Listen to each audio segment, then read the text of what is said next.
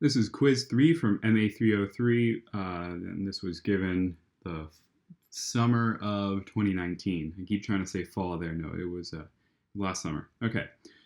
We are dealing with linearizations of almost linear systems and predator-prey, basic predator-prey systems here. So question 1, find out the critical point of the following almost linear system and then determine the type and stability of that critical point. So if we were to write this as try to write it as a linear system, all we would have extra is this -8 and this +10. So that's a good hint to us that we're still only going to have one critical point, but these constants are going to move it away from the origin, where a linear system, if both those constants were 0, would always have its only critical point at the origin. So we know that critical points occur when dx dt and dy dt are equal to 0. So let's say that 0 is, getting emails, 0 is equal to x minus 2y minus 8, and 0 is equal to x plus 4y plus 10. And all we need to do is a substitution here. So let's subtract an x over here, change the signs of all of that, and then replace this x down here with 2y plus 8. So 0 is equal to 6y plus 18. Y is equal to -3. And since y is equal to -3, and we also know this relation between x and y, that means that x is equal to 2. And that gives the location of our critical point. But now we actually have to linearize this system and plug in this critical point to figure out what is going on. So remember that our Jacobian matrix as a function of x, y, if, and I gotta say some other things up here, if this function here, if we call that f, and this function is g, then this will be fx, fy, gx, gy. Those are just partial derivatives there. So fx, that will give us 1, fy will give us -2, gx will give us 1, and gy will give us 4 there. So plugging in the point 3, 2, so that's the Jacobian evaluated at, 2, 3, not 3, 2.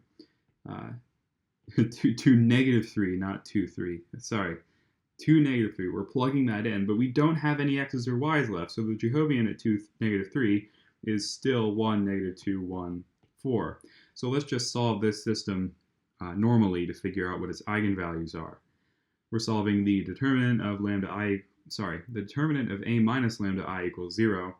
So our characteristic equation is 1 minus lambda times 4 minus lambda plus 2 is equal to 0, or lambda squared minus 5 lambda plus 6 is equal to 0.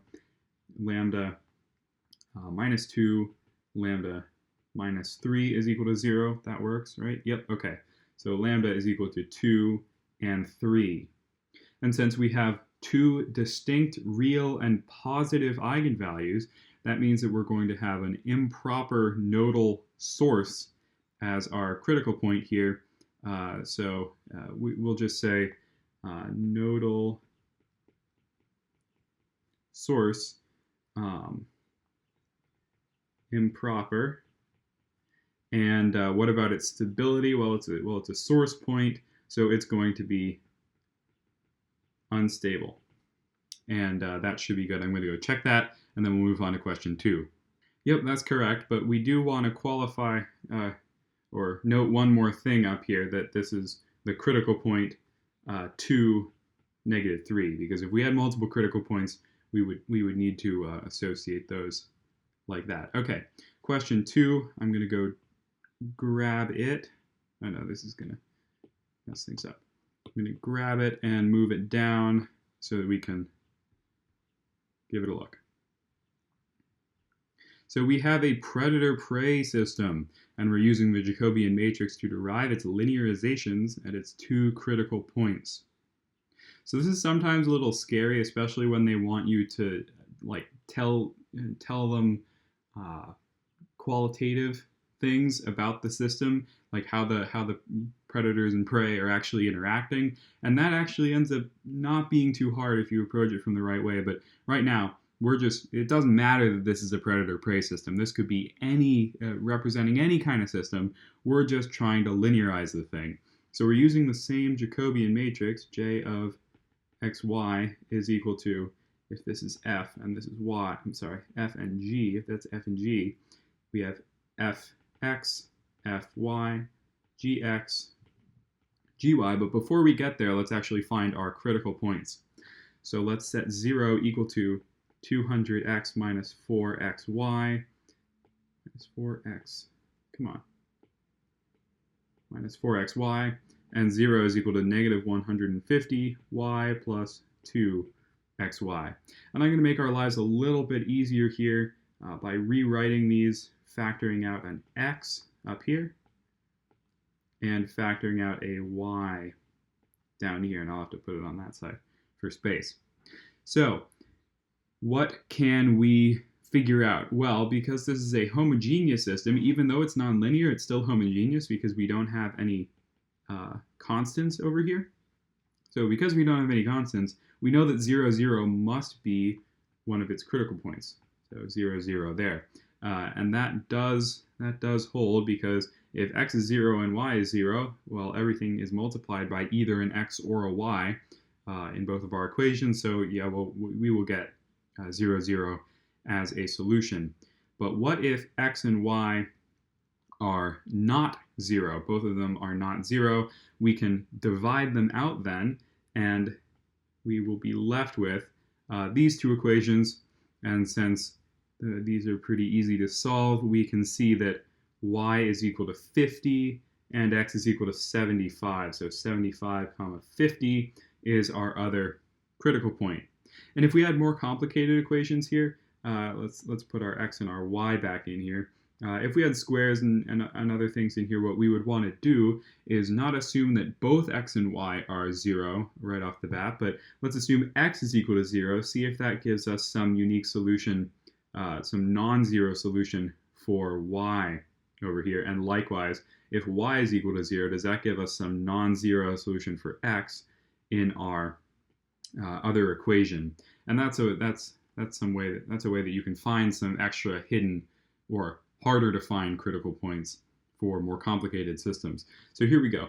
Since we're told that we have two critical points, though, this was the way to go about it. We have our 2 points. Let's find our Jacobian matrix. So J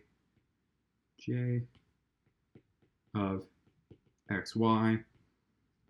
We have our equation, well, our formula here. Let's just find it. 200 minus 4y and minus 4x, 2y, negative 150 plus 2x. There we go. So plugging in our critical points, the Jacobian at 0, 0, the Jacobian at 0, 0 will just be 200, 0, 0, negative 150. And the Jacobian at 75, 50 will be a little more annoying. Let's see, we'll get 0 here, minus 300 there, 100 there, and 0 there. I'm not sure if they actually want any more information than this. You could take these out of matrix form and write them, write them as a system of equations of x and y. I'm not going to right here. I don't know if they really want anything else. I remember they did express these a little weirdly in the answer key. Let's actually just go take a look at that answer key. Yeah, so they expanded these into actual systems of equations here, but I'm sure they would accept the matrix solutions. And just checking through, yep, that looks to be correct there.